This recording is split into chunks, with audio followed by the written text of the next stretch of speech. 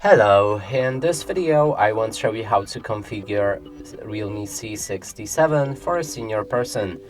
And to do this, let's open our settings, and here we can look for the simple mode.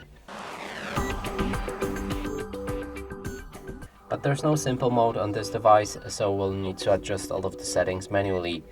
First, let's enter a display, and inside we can find the display size and the text.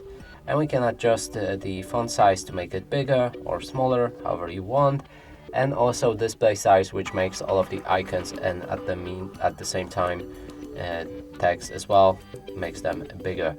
There's bold text that we can activate or deactivate, high contrast text, which outlines all of the text with a black outline, and it's mostly visible on the home screen or during browsing or something like that. Now we can go back, and here let's scroll down in the main settings and look for the accessibility. I think it should be right there.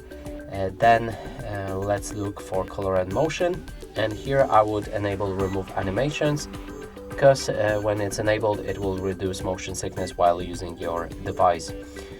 Next is magnification. When activated, you should get this icon floating around your screen, and you can click on it to enter zoom mode.